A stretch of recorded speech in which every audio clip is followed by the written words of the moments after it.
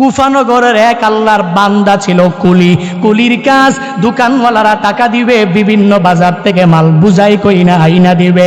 ওই কুফানগরের কুলি আল্লাহর বান্দা, সবাই বিশ্বাস করে, সবাই আস্থাভাজন অনেক ব্যক্তিত্ব বিশ্বাস করে বিদায় দোকানের সব মানুষরা মিলিয়া টাকা পয়সা তাকে দেয়, আর সে বিভিন্ন বড় বড় বাজারের মধ্যে যায়।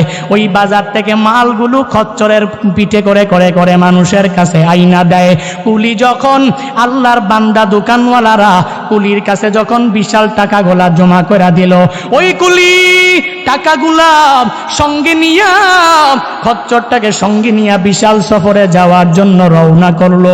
একটু দূর যাওয়ার পরে ওই কুলির সাথে একজন লোকের সাক্ষাৎ হয়ে গেল। ওই লোকটা বলে, হে কুলি, কোথায় যাইবা? বলে, অমুক বাজারে যাব। বলে, তুমি আমারে তোমার সঙ্গে নিয়ে যাও, আমি হেঁটে হেঁটে যেতে পারবো না, তুমি তোমার খচ্চরের পিছনে যদি আমারে সঙ্গে কইরা নিয়ে যাও তাহলে আমি তোমারে 1 দিনার দিয়া দিব। এবার কুলির তো মনটা বড়ই নরম। ওই কুলি আল্লাহর বান্দা, 5 ওয়াক্ত নামাজি, রোজাদার, নেক আমলওয়ালা। এই বান্দা মানুষকে বাধা ফিরায়া দিতে পারে না, মানুষকে এনকার করতে পারে না, মানুষকে ইগনোর করতেও পারে না। ওই লোকটা চিনতে পারে নাই। এই লোকটাকে বলে, ভাই ওঠেন ওঠেন, অসুবিধা নাই, 1 দিনারও লাগবে না, আমি আপনারে আবার খচ্চরের পেছনের সঙ্গে উঠাইয়া আমি আপনারে পৌঁছায়া দিব। ওই লোকটাকে খচ্চরের পিছনে লইয়া একটু দূর যাওয়ার পরে সামনে তাকায়া দেখে একটা দ্বিমুখী রাস্তা চলে আসলো। দ্বিমুখী রাস্তা মানে ওই 2 রুট দিয়াই গন্তব্যস্থানে পৌঁছা যাবে। এই রুট দিয়া গেলেও পৌঁছা যাবে, আর একটা রুট দিয়া গেলেও পৌঁছা যাবে, কিন্তু এক রুট দিয়া মানুষ যায়, আরেক রুট দিয়া মানুষেরা যায় না। আল্লাহর বান্দা কুলি বলে, রে ভাই, যেই লোক দিয়া জনসাধারণ যায় ওই লোক দিয়া আমি আমার গন্তব্যস্থানে পৌঁছবো।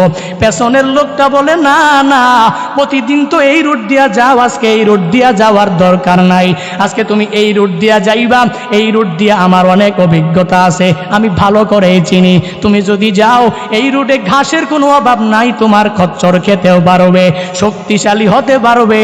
এভাবে বলে বলে ওই লোকটা তো মনটা বড়ই নরম, কারণ বান্দা তো নামাজি, নামাজি বান্দার মনটা নরম হবে, এটাই তো স্বাভাবিক। রোজাদার বান্দার মনটা নরম হবে, এটাই তো স্বাভাবিক। নেক আমল করনেওয়ালা বান্দার মনটা নরম হবে, এটাই স্বাভাবিক। পেছনে নিয়া যখন রওনা করে, ওই যেই পিছের লোকটা যেই রাস্তা দিয়া বলেছে ওই রাস্তা দিয়া যখন যায়, একটু দূর যাওয়ার পরে আল্লাহর বান্দা দেখতে পায় সামনে আর কোনো রাস্তা নাই, বিশাল এক জঙ্গল দেখা যায়, আর ওই জঙ্গলের আশেপাশে অনেকগুলো লাশ পড়ে আছে। এবার ওই পেছনের লোকটা লাফ দিয়া খচ্চর থেকে যখন নিচে নেমে যায়, নিচে নামিয়া খঞ্জরটাকে বের করিয়া, ছুরিটাকে বের করিয়া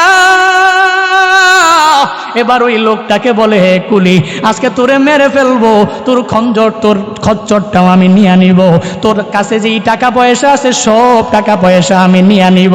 এই কথা বলার পরে এবার কুলি আল্লাহর বান্দার চোখ দিয়ে বেয়ে বেয়ে টপ টপ করে পানিগুলো পড়তেছে। ওই কুলি আল্লাহর বান্দা বলে, এরে ডাকাত, আমি তো তোরে চিনতে পারি নাই, তুই যে আমার সাথে এই পরিমাণ বেঈমানি করতে পারবি আমি চিনতে পারি নাই, আমি তোকে দেখে আমি তোরে মায়া করে আমার খচ্চরের পেছনে নিয়েছিলাম। তবে শুনে নে, তুই যদি আমাকে মারার দরকার নাই, আমি জানি তোর উদ্দেশ্য আমার খচ্চর, তোর উদ্দেশ্য আমার টাকা পয়সা, তোর উদ্দেশ্য আমার সব ধন দৌলত, এই ধন দৌলত নিয়ে যা, আমার খচ্চরগুলো নিয়ে যা, আমার সব মালগুলো তুই নিয়ে চলে যা, আমারে মারিস না, আমারে মারলে আমার সন্তানাদি পরিবার পরিজন আমারে না পেলে, আমি একজন ইনকাম করি, তারা সবাই অনেক কষ্ট পাবে, কিন্তু ডাকাত তো কশিন কালেও এই কথা মানতে চায় না।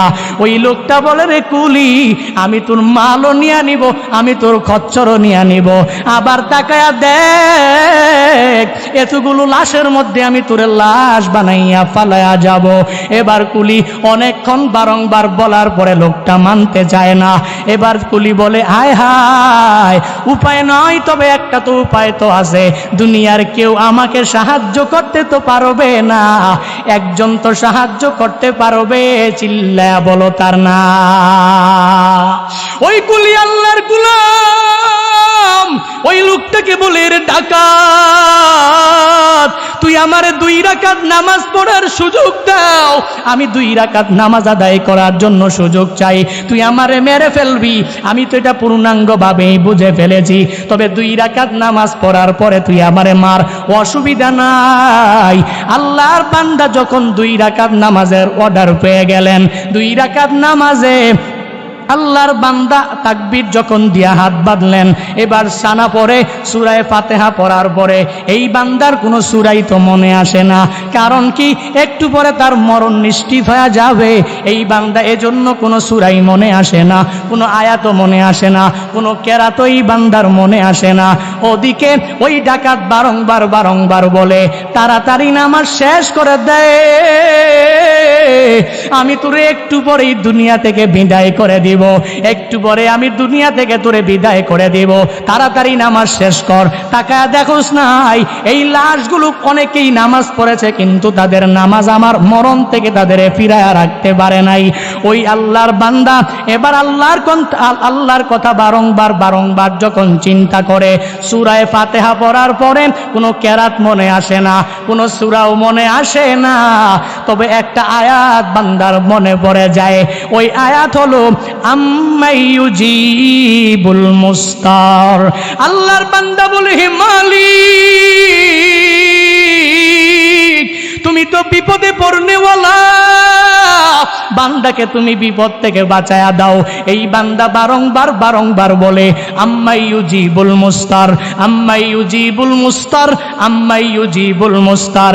এই বান্দা যে ওই নামাজের সূরা ফাতিহার পরে আল্লাহকে এভাবে বিপদের উদ্ধার মুক্ত আল্লাহ বলে ডাকে, আমার মাওলা শুনে কি শোনে না? আল্লাহ বলেন, রে জিবরাইল, যাও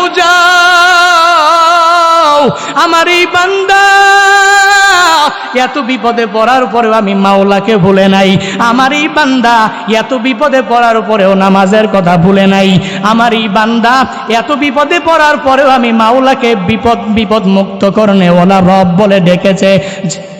যাও তুমি মানুষের আকৃতি ধরে চলে যাও, মানুষের আকৃতি নিয়া তুমি বিশাল একটা লোহার মুকুট পরিয়া ওই লোকের কাছে যাও। ওই লোকের কাছে যাইয়া ওই লোকটাকে যদি তুমি খঞ্জর দিয়া মেরে দুনিয়া থেকে আলাদা করে দাও, ওই জমিনের মধ্যে পড়তে দেরি হবে, তারপর আমি মাওলা সব কিছু করব, তারপরে আমি আল্লাহ তাআলা তার সাথে সব কিছু করব।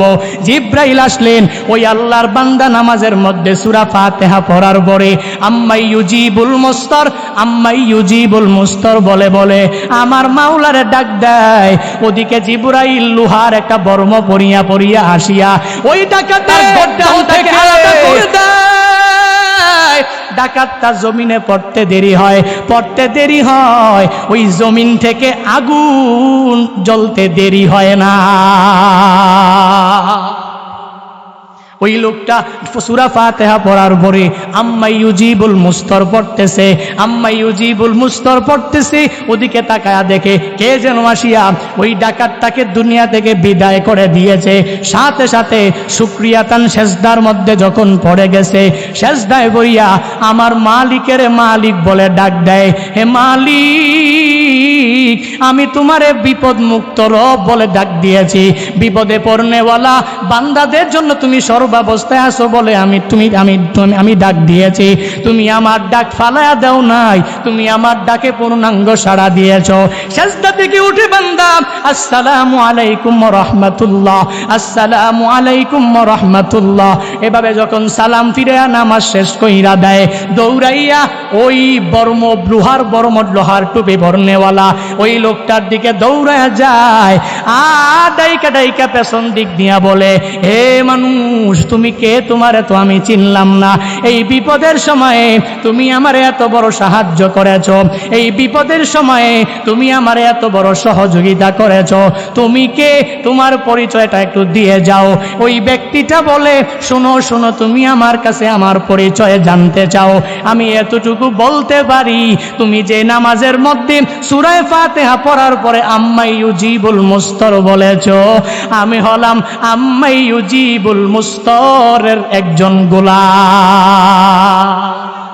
তুমি যখন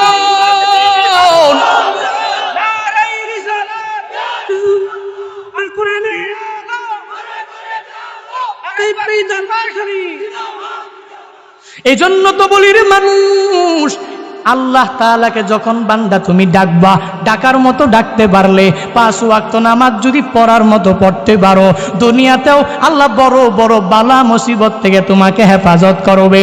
আল্লাহ আখিরাতেও এই নামাজের বিনিময়ে তোমারে জান্নাতি বানায়া দিবে। কারণ বান্দা তুমি নেক আমল ছাড়া তো জান্নাতিও হতে পারবা না। আল্লাহ তো বলেছেন জান্নাতে যদি যেতে চাও তাহলে 1 নম্বরে লাগবে ঈমান, 2 নম্বরে লাগবে তোমার নেক আমল। ইন্নাল্লাযীনা আমানু ওয়া আমিলুস সলিহাতি কানাত লাহুম জান্নাতুল ফিরদাউসি নুজুলা। আল্লাহ বলেন নিশ্চয়ই যারা 1 নম্বরে ঈমান এনেছে, 2 নম্বরে নেক আমল করেছে, এদের জন্য আমি আল্লাহ জান্নাতুল ফিরদাউস রেডি করে রাখলাম। তাহলে কি লাগবে? জান্নাতে যাওয়ার জন্য ঈমানও লাগবে, জান্নাতে যাওয়ার জন্য বান্দা তোমার নেক আমল লাগবে। নেক আমল ছাড়া মাওলার জান্নাত তুমি পাবা না।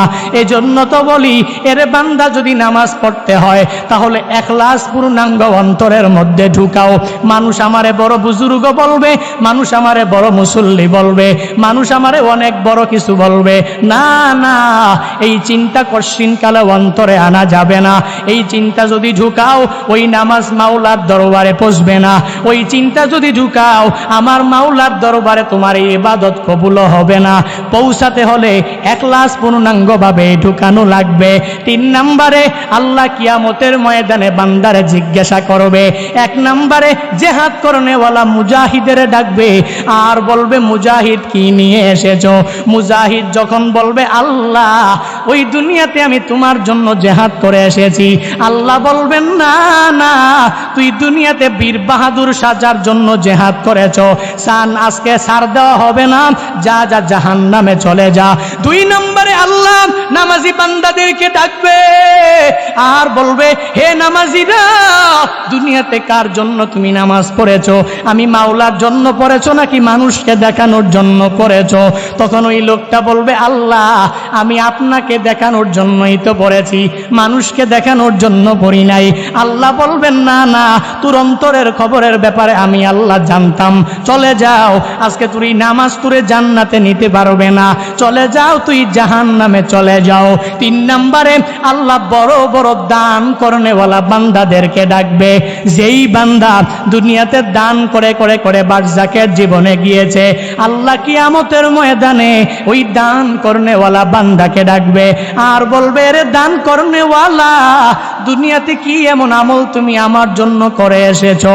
ওই দান করনেওয়ালা বান্দা বলবে ও আল্লাহ আমি দুনিয়াতে মসজিদ বানিয়েছি, মাদ্রাসা বানিয়েছি, মাহফিলে দান করেছি, লাখ লাখ কোটি কোটি টাকার দান করে করে আমি অনেক নেক আমল করে আপনার দরবারে এসেছি। আল্লাহ বলবেন না রে গোলাম, না না, তুই যে দান করেছো দানের মধ্যে ইখলাস ছিল না।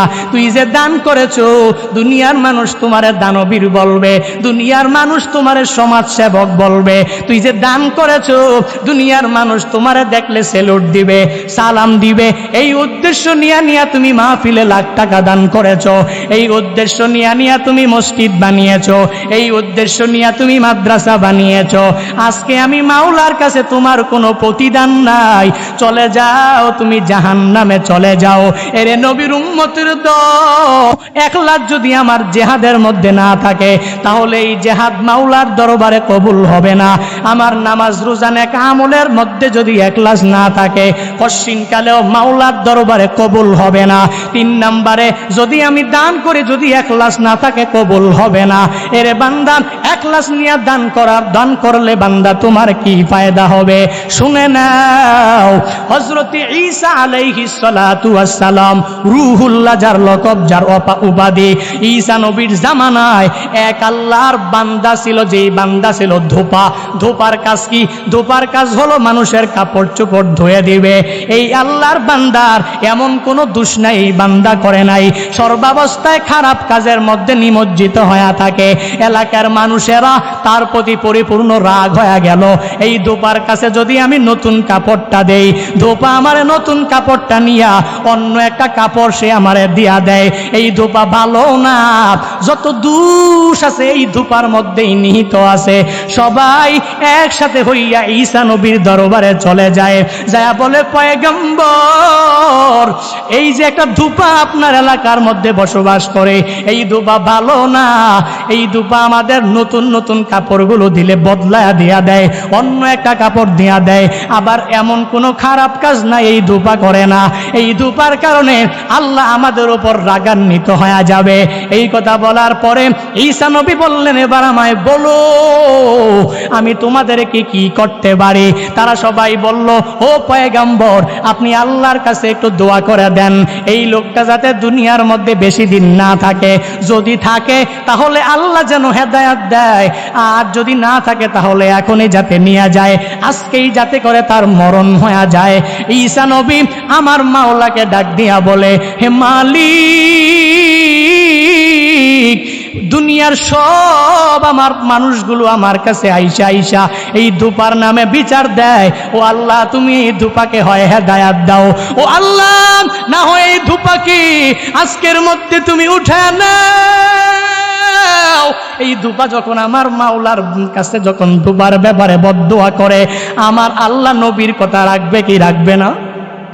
ঈসা নবী আল্লাহর কাছে এই কথা বলার পরে সবাই চলে গেল, নিশ্চিত হয়ে গেল, হয় আজকের মধ্যে হিদায়াত পেয়ে যাবে, না হয় এই ধোপা আজকের মধ্যেই মরণ বরণ করবে, মৃত্যুবরণ আজকের মধ্যেই তার হয়ে যাবে।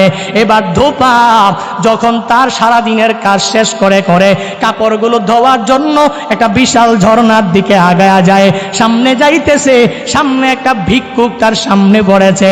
ওই ভিক্ষুক সামনে আসিয়া চোখের পানি ছেড়ে দিয়া দিয়া দিয়া ধোপাকে বলে, এরে ধোপা, তোমার তো টাকা পয়সার কমতি নাই, টাকা পয়সার অভাব নাই, তুমি আর তোমার কাছে কি আছে আমাকে কিছু খাবার দাও। ওই ধোপা 3টা রুটি সঙ্গে নিয়ে রওনা করেছে। এবার ধোপা যখন ভিখারি যখন ধোপার কাছে চোখের পানি ফালায়া ফালায়া চায়, ধোপা তো নিজেকে ধরে রাখতে পারে না, যদিও খারাপ কিন্তু দান করে কিন্তু ভালো। এবার ভিখারিটাকে যখন একটা রুটি তার হাতের মধ্যে দিয়া দিলেন, ওই ভিখারি বেচারা ওই ঈসা নবীর জামানার ওই ধোপার উপরে বড় খুশি হইয়া মালিকের দরবারে দোয়া করে, ও আল্লাহ, গফরাল্লাহু লাকা মা তাকদ্দামা মিন জামবিক, আল্লাহ তুমি এই বান্দার জিন্দেগীর গুনাহগুলো মাফ করে দাও, ও তাহহারা কলবাক, ও আল্লাহ তুমি এই ধোপার পূর্ণাঙ্গভাবে কলবটাকে পবিত্র করে দাও। 1 নম্বরে তার গুনাহ মাফ করে দাও, অতীতের সব গুনাহ মাফ করে দাও। 2 নম্বরে তার কলবটাকে পূর্ণাঙ্গ পবিত্র করে দাও। এই দোয়া যখন ভিখারি করলো, এবার ওই আল্লাহর বান্দা ধোপা অনেক খুশি হয়ে গেল। তার কাছে আর বাকি আছে 2টা রুটি, 1টা রুটি তো ভিখারিরে দিয়া দিয়েছে, 2 নম্বর রুটিটা যখন আবার দিয়া দেয়, ওই ভিখারি খুশি হয়ে যায়। ওই ভিখারি মালিকের দরবারে ডাক দিয়ে আবার দোয়া করে, গফরাল্লাহু মা তাকদ্দামা মিন জামবিকা ওয়া মা তাআখার, ও আল্লাহ এই ধোপা আমি ভিখারিকে 2য় নাম্বার রুটিটাও দিয়েছে, তুমি তার আগের পরের সব গুনাহগুলো তুমি মাফ করে দাও। আল্লাহর বান্দা ধোপা তার উপরে আরো অনেক খুশি হয়ে যায়। 3 নাম্বার রুটিটা যখন ভিখারিরে আবার দান করে দেয়, এবার ওই ভিখারি মনের মধ্যে প্রশান্তি নিয়ে আল্লাহর কাছে দোয়া করে, হে মালিক, ধোপার কাছে আমি 1টা রুটি চাইলাম, 1টা রুটি দিয়া দিল, দ্বিতীয়বার যখন রুটি চাইলাম, দ্বিতীয়বার রুটিটাও আমারে দিয়া দিল, 3য় রুটিটাও সে আমারে দিয়া দিল।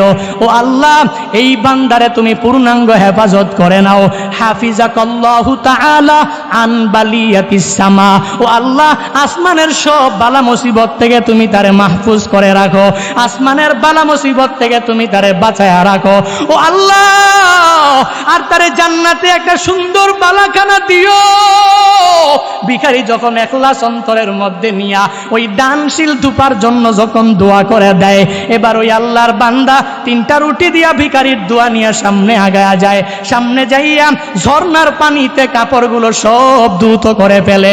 ধুত করিয়া যখন চলে আসে, ওদিকে গ্রামের সব লোকেরা তো অপেক্ষমান আছে। আজকে এই লোকটা ঝর্ণার মধ্যে গেলে আর বেঁচে ফিরতে পারবে না, কারণ ঈসা নবী আল্লাহর কাছে দোয়া করেছে ধূপা আজকের মধ্যেই মৃত্যুবরণ করবে। কই এই লোকটা তো জীবিত, বুঝলাম না। এবার ওই সব লোকগুনা একসাথে হইয়া দৌড়াইয়া আবার ঈসা নবীর কাছে চলে যায়। যা বলে, পয়গম্বর, আমরা তো আপনাকে বলেছিলাম এই লোকটার ব্যাপারে বদদোয়া করার জন্য, আপনি কি দোয়া করলেন? এই লোকটা তো মরণ বরণ করলো না। আমরা তাকায়া দেখেছি এই লোকটা কি সুন্দর করে ঝর্ণা থেকে ফিরিয়া ফিরিয়া আবার তার গন্তব্যস্থানে রওনা করেছে। ঈসা নবী বলে, কি বলো? বলে, হ্যাঁ হ্যাঁ হ্যাঁ এটাই বলতেছি। ঈসা নবী বলে, তারে খবর দিয়ে নিয়ে আসো। ঈসা নবী এই কথা বলার পরে আশেপাশের সব লোকেরা তার কাছে যায়। ওই ধূপাকে নিয়ে দুনিয়া যখন নবীর কাছে নিয়ে আসে, ঈসা নবীর কাছে আসার পরে নবী আমার বলে, হে ধূপা, তুমি আজকে কি এমন ভালো নেক আমল তুমি করেছো, জানা দাও। ওই ধূপা বলে, ও পয়গম্বর, আপনি আমাকে ডেকেছেন, আমি মনটা অনেক বড় হয়ে গেছে। নবী আমার, আমি যখন ঝর্ণার মধ্যে প্রতিদিনের ন্যায় কাপড়গুলো ধোয়ার জন্য রওনা করেছিলাম, নবী জানেন না, একটু দূর যাওয়ার পরে আমি তাকায়া দেখেছি একটা ভিখারি আমার কাছে একটা রুটি চেয়েছে। আমি খুশি হয়ে তাকে একটা রুটি একলাস নিয়ে দান করেছি। ও পয়গম্বর, আমি খুশি হয়ে তাকে দ্বিতীয় রুটিটাও দিয়েছি। ও পয়গম্বর, আমি তৃতীয় রুটিটাও খুশি হয়ে তাকে দান করেছি। ঈসা নবী বলে, তুমি এই দান পূর্ণাঙ্গ একলাস নিয়ে বোধহয় তুমি খুলেছ। তোমার এই পোটলার মধ্যে কি? বলে, নবী, এই পোটলার মধ্যে কাপড়গুলো অভাব নাই, যেই কাপড়গুলো আমি মানুষ থেকে নিয়ে নিয়ে ধৌত করে ফেলে। নবী বলেন, ঈসা নবী বলেন, তোমার এই পোটলাটা খুলো। পোটলাটা খুলে দেখে বিশাল একটা সাপ, কৃষ্ণ বর্ণের, কালো বর্ণের একটা সাপ পোটলার মধ্যে বসে আছে, আর ওই সাপের মুখের মধ্যে লোহার লাগাম লাগানো। ঈসা নবী বলে, সাপকে ডাক দিয়া বলে, হে কালো সাপ, হে আসওয়াদ। এবার কালো সাপের জবান খুলে যায়, কারণ কালো সাপের জবানও খুলাতে পারেন কে? ঈসা নবী যখন বলে, কালো সাপ, তোকে কে পাঠিয়েছে, তুই আমায় বল।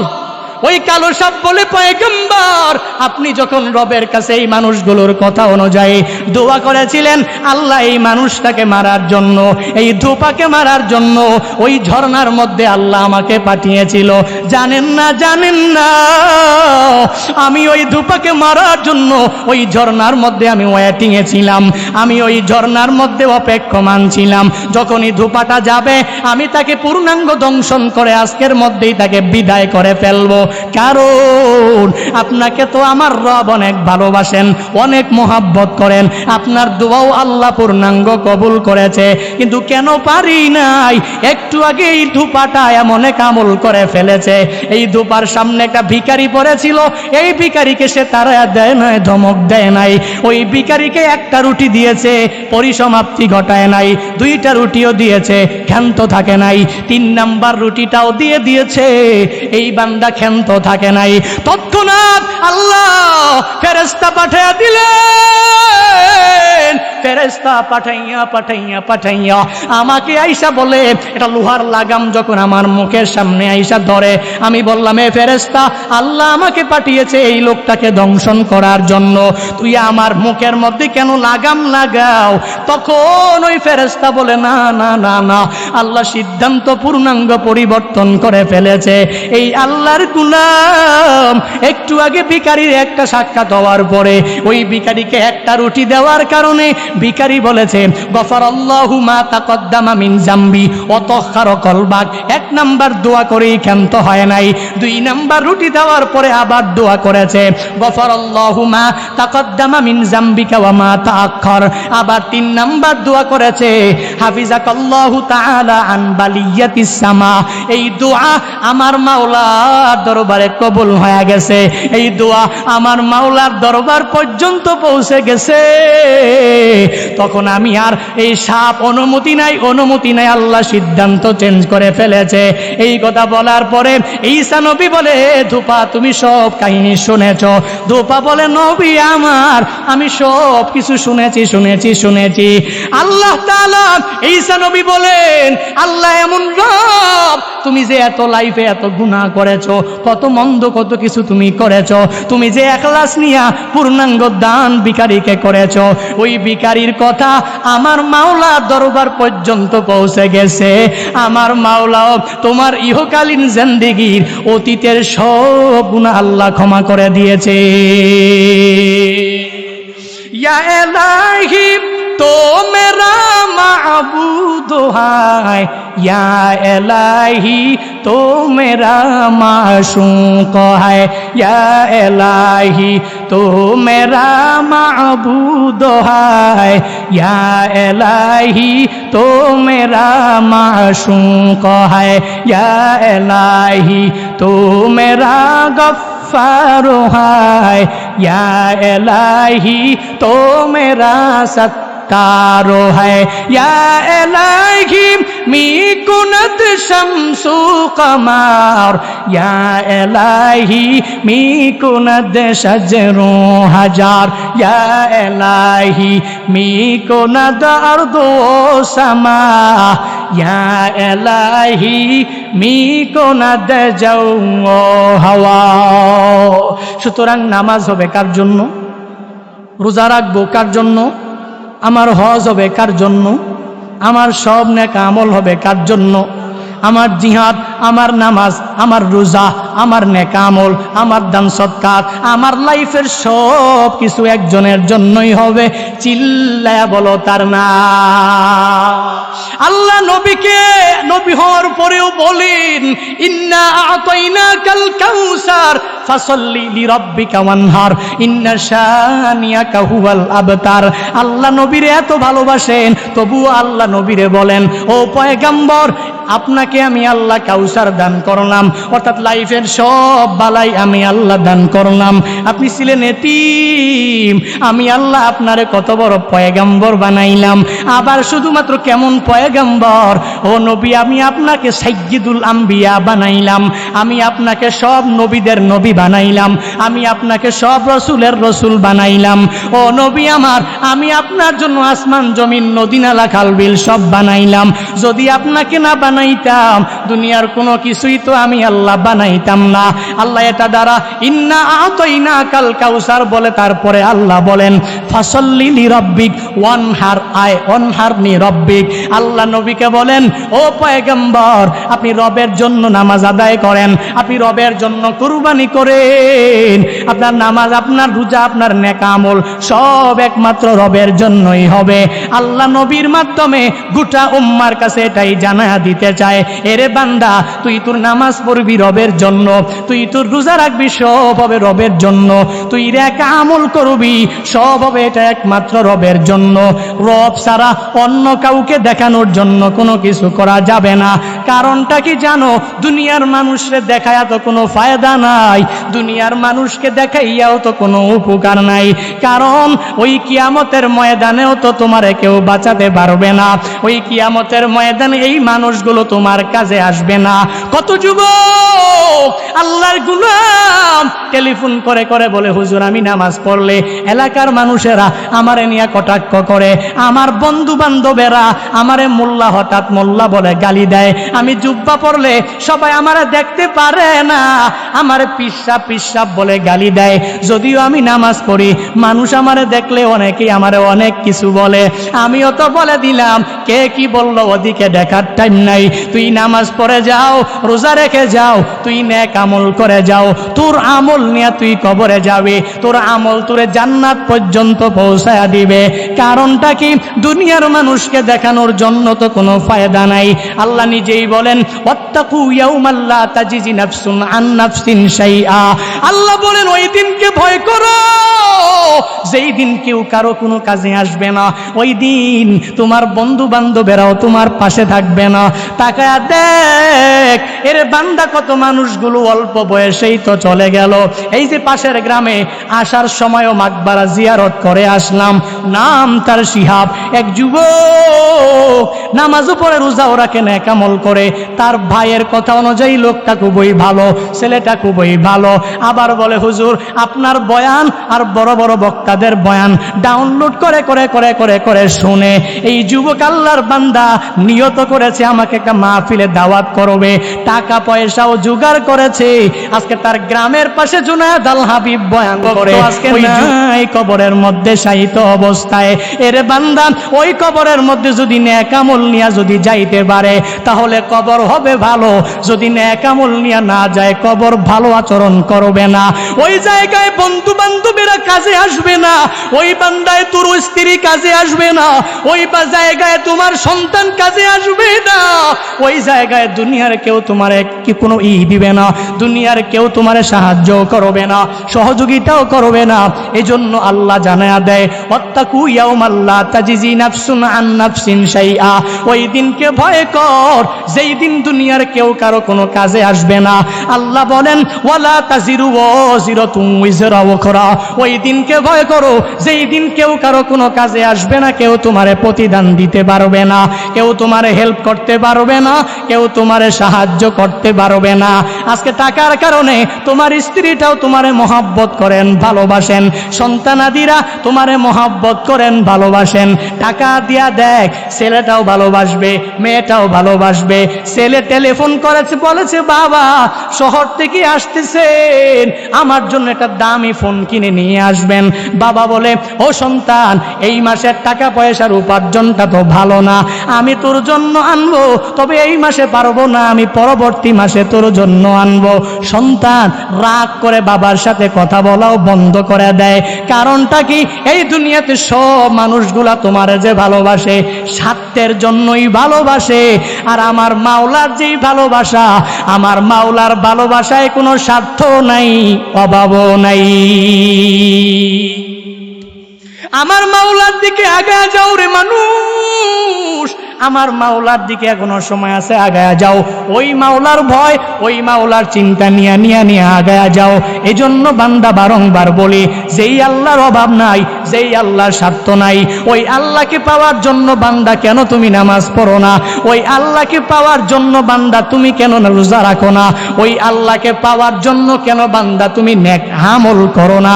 এর বান্দা চলে গেল একটা, বলতেছিলাম মন চাহি জিন্দেগি চালানো যাবে না, বড় ইবাদত কবুল হওয়ার জন্য শর্ত এক নম্বরে লাগবে ইখলাস। মনে আছে? ইবাদত কবুল হওয়ার জন্য শর্ত এক নাম্বার বলেন, মনে আছে? ইবাদত কবুল হওয়ার জন্য এক নম্বরে শর্ত হলো ইখলাস। দুই নম্বরে ইবাদত কবুল হওয়ার জন্য শর্ত হলো বান্দা তোমার হালাল খাবার কি লাগবে? হালাল। হালাল না হারাম? সুদ ঘুষ না ব্যবসা? কথা বলেন। ব্যবসা, সুদ ঘুষ নয়। এই জন্য গুরুত্ব দিতে হবে। এই বিষয়গুলো আমরা গুরুত্ব দিই না। সমাজে সুদি লেনদেন, ঘুষ খায় এরকম লোকের অভাব নাই। স্পষ্ট দিব্যি এলাকায় ঘুরে বেড়ায়, এই লোকটাকে মাতবর বিচার করে না, কারণ মাতবর নিজেই তো খায়। আছে না নাই? ছেলেও খায়, মেয়েও খায়, স্ত্রীটাও টাকা লাগায় সুদে। আছে না নাই? চক্রবৃত্তি হারে সুদ খায়। হায় হায়। আবার নামাজও পড়ে, রোজাও রাখে, নেকা আমল করে। মন চাহি ইবাদত করলে হবে না। ইবাদত কবুল হওয়ার জন্য শর্ত তিনটা। এক নম্বরে ইখলাস, দুই নম্বরে তো হালাল। এই হালাল সর্বাবস্থায় খেতে হবে। হালাল খাবার উপার্জন ছাড়া মালিকের যত ডাকবো ডাকতে পারবো, কিন্তু মাওলার দরবার পর্যন্ত পৌঁছবে। কথা বলেন। এই জন্য ভাইরা যদি মনে করেন সুদি লেনদেন করলে অনেক অল্প সময়ে টাকাওয়ালা, অনেক অল্প সময়ে বাড়ির মালিক, অনেক অল্প সময়ে দামি গাড়ির মালিক হওয়া যায়, মনে রাখবেন সুদের টাকার মধ্যে আরাম নাই। ঠিক কিনা? আপনি চেক করবেন, যারা যারা সুদ খায় এদের গায়ে লাগতে পারে, অথবা নিজে নিজে নিজে চিন্তা করতেছে, হায় হায় কি করতেছি। সর্বাবস্থায় খেয়াল রাখবেন, আপনি সুদী লেনদেন করলে, যদিও আপনি টাকাওয়ালা, যদিও বিশাল বাড়ির মালিক, যদিও গাড়ির মালিক, উপায় নাই। তাকায়া দেখেন পরিবারের মধ্যে শান্তি, মেয়ে কথা শুনে না, ছেলে কথা শুনে না, স্ত্রীর কথা শুনে না, কেউ কথা শুনে না। শুধুমাত্র একমাত্র কারণ হলো এই বান্দার উপার্জনে হালাল নাই। সুদী লেনদেন দিয়া যতই যাই কিছু করে, এত টাকাওয়ালা হয়েছে, এত বড় ধনী হয়েছে, কিন্তু লাভ কথা বলেন না কেন? অথচ গরিবের দিকে তাকায় দেখেন, গরিব টাকা নাই, পয়সা নাই, কোন রকম দিন মজুর, ডে লেবার, সে সুদ লাগাবে দূরের কথা, টাকাই তো নাই। ডে লেবার, দিন মজুর, দিনে আনে দিনেই খেয়ে ফেলে। এই শ্রমিকটা কষ্ট করে, দেখবেন তার পরিবারের মধ্যে শান্তির কোনো অভাব। এজন্য বারংবার বারংবার বলি, কোরআন হাদিস যে বিষয়গুলো কিয়াস নিয়ে শেখার চেষ্টা করেন। নিজের ছেলেটাকে অতিরিক্ত বেশি খাওয়ার জন্য আপনি ইঞ্জিনিয়ার বানালেন, কোনো অসুবিধা নাই, তবে প্রথমে আগে কোরআনের শিক্ষাটা দিয়া দেন।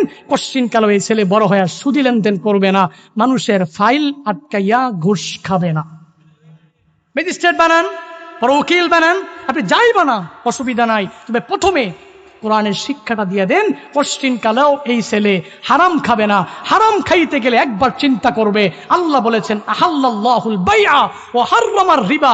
আল্লাহ বলেছেন তোমরা চক্রবৃদ্ধি হারে সুদ খেও না। ব্যবসাকে আল্লাহ হালাল করেছেন, সুদকে হারাম করেছেন, ঘুষকে হারাম করেছেন। আর রাশি ওয়াল মুরতাশি কিলাহুমা ফিন্নার, ঘুষদাতা ঘুষ গ্রহীতা উভয়ই জাহান্নামী। আমি তো এগুলো পড়েছি ছোটকালে, বক্তব্যের মধ্যে আমাকে পড়িয়ে দিয়েছে। সুতরাং পশ্চিমকালেও আমি সুদী লেনদেন করতে পারবো না, কারণ ওই ছোটবেলার কোরআন তাকে এই শিক্ষা দিয়েছে। ঠিক কিনা? এজন্য এখনো সময় আছে, নিজের একটা ছেলেকে হলেও কোরআনওয়ালা বানান, কোরআনের হাফেজ বানান, কোরআনের আলেম বানান, বিশ্বজয়ী হাফেজদের মতো বানান। দেখবেন ইহকালীন জিন্দেগি, পরকালীন জিন্দেগি উভয় জগতে কামিয়াব করবেন কে? বাংলাদেশের গৌরব বিশ্বজয়ী হাফেজ সালেহ আহমদ তাকরিম। ঠিক কিনা? বাংলাদেশের গৌরব, বাংলাদেশের গৌরব বিশ্বজয়ী হাফেজ জাকারিয়া, নাজমুল শাহ, সবাই এই যে বিশ্বজয়ী হাফেজ, এটা আমাদের জন্য গৌরব। এরা কেন গৌরব? এদের সম্মান বাড়িয়েছেন কে? বলেন বলেন। এ তো আল্লাহ গিফটেড সম্মান। এটা দুনিয়ার কোন মানুষ যদি নাও দেয়, আল্লাহ দিবে। তবে বিশ্বজয়ী হাফেজ সালেহ আহমদ তাকরিমের সম্মাননা দেখি আমার গত রাতে আমি ঘুমাইনি। আমি কুমিল্লায়, আমি ঢাকায় যাইতে পারিনি, থাকতে পারিনি ঢাকায়। তার এই সংবর্ধনা অনুষ্ঠানে আমার কুমিল্লাতে একটা বিশাল প্রোগ্রাম থাকার কারণে আমি আর যাইতে পারি নাই। কষ্ট লেগেছে, আমি তাকে সংবর্ধনা দিতে পারিনি। আমার সার্কেলে যারাই আছেন, বিশ্বজয়ী হাফেজ নাজমুল সাকিব, জাকারিয়া সহ, কারি আবু রায়হান সহ সবাই দলে দলে দলে দলে গাড়ি নিয়ে গিয়েছেন, সংবর্ধনা দিয়েছেন গভীর রাত। শুধু লাইভ গুলো দেখেছি, আর মানুষের কোরআনের প্রতি ভালোবাসা আমি নিজের চোখে দেখেছি। কি ভালোবাসা, মানুষের কি ভালোবাসা। টাকার জন্য গিয়েছে, ওখানে গেলে বাড়ি দিবে, 500 টাকা দিবে, 1 কেজি করে চাউল দিয়ে দিবে। কথা বলেন, মানুষগুলো কেন যায়? এই মানুষগুলো কেন দৌড়া? একমাত্র কোরআনের ভালোবাসা। ঠিক কিনা? এজন্য তো আমি বারংবার বারংবার যেখানেই যাই, এই মানুষগুলোর উপস্থিতি আর এই মাহফিলগুলো যেখানে যেখানে হয়, যেই দেশে এত মাহফিল, এত বক্তা, এত উলামায়ে কেরাম, হক্কানি রব্বানি উলামায়ে কেরাম যেই দেশে, যেই দেশ শাহজালাল, শাহপরান, খান জাহান আলী মখদুম শাহের দেশ, এই দেশের মধ্যে পশ্চিমকালেও কোনো নাস্তিক ইতিপূর্বে টিকে থাকতে পারে নাই। দেখবেন এই যে বর্তমানের এক নব্য নাস্তিক নিঝুম মজুমদার, যারাই ফেসবুক সোশ্যাল মিডিয়া ইউজ করেন, সে হচ্ছে নব্য নাস্তিক নিঝুম মজুমদার। সে সালেহ আহমদ তাকরিমের প্রতিযোগিতা নিয়ে কটাক্ষ করে, সে বাংলাদেশের বড় বড় স্কলারদেরকে নিয়ে কটাক্ষ করে। শেখ আহমদুল্লাহ গ্রহণযোগ্য এক আলেমের নাম, সবাই তাকে মোহাব্বত করে ভালোবাসে, সবাই চিনে। শেখ আহমদুল্লাহর ফতুয়া সর্বজনীন স্বীকৃত, সবাই জানে এবং সবাই এর উপরে আমল করার চেষ্টা করার জন্য উপরে বেল আইকনে ক্লিক করুন। ওই লোককে নিয়েও সে কটাক্ষ করেছে, কারণ নাস্তিক তো, নাস্তিকদের কোনো ধর্ম, কথা বলেন না কেন? এই জন্য এই বরুরার জমিন থেকে জুনায়েদ আল হাবিব ছোট মুখে বলে যেতে চাই, যতদিন পর্যন্ত এদেশে বিশ্বজয়ী হাফেজরা থাকবে, ততদিন পর্যন্ত শাহজালালের বাংলার মধ্যে উলামায়ে হক্কানি রব্বানীরা থাকবে, ততদিন পর্যন্ত এই দেশের মধ্যে এই মানুষগুলো এসে এসে মাহফিলে বয়ান শুনবে, যতদিন পর্যন্ত দেশের পূর্ব থেকে পশ্চিম দক্ষিণ থেকে পশ্চিম উত্তর পর্যন্ত আজান চলবে, ইকামত চলবে, আল্লাহু আকবারের ধ্বনি চলবে, এই বিশ্বজয়ী হাফেজরা থাকবে, উলামায়ে হক্কানিরা থাকবে, বাংলাদেশের বড় বড় স্কলাররা থাকবে, একটা দুইটা নাস্তিক কোশ্চিনকালেও ইসলামের কোনো ক্ষতি করতে পারবে না। ঠিক কিনা?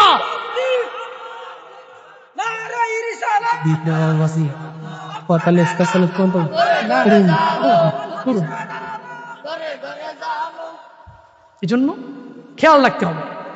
নাস্তিকদের ব্যাপারে বলাটা জরুরি মনে করছি। এদের কোনো ধর্ম নাই তো, কি বলে না বলে, কারণ আল্লাহর উপর আস্থা নাই তো।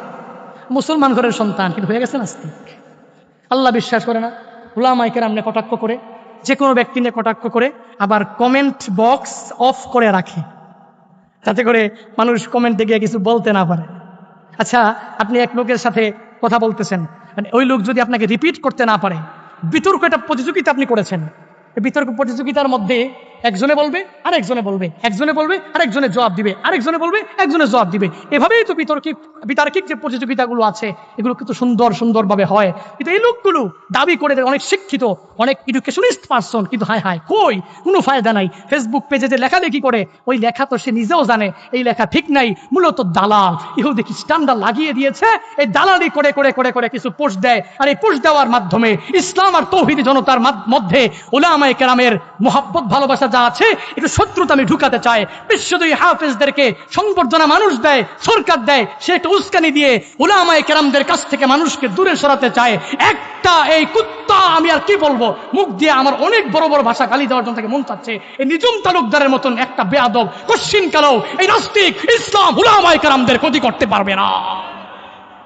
দেশের মানুষ আগে থেকেই জানে, নাস্তিকরা তার বড় বড় বাপদাদারাও অনেক আল্লাহর উপর আস্থা ছিল না, এরা বাপদাদারাও অনেক অনেক কিছুই করেছে উলামায়ে কেরামকে দূরীভূত করার জন্য, ইসলামটাকে বয়কট করার জন্য অনেক চেষ্টা করেছে, কিন্তু পারছে। আল্লাহ কয় নবী মুসা, আপনি মালাকুল মউতের থাপ্পড় মারলেন, আপনার মনের মধ্যে কি আশা আপনি আমারে বলেন না। কয় আমার কোনো মনের মধ্যে আশা নাই, তবে আমি মারছি কেন, পারমিশন নেয় নাই, কেন অনুমতি নেয় নাই, এই জন্য গালের মধ্যে আমি থাপ্পড় লাগাইয়া দিলাম।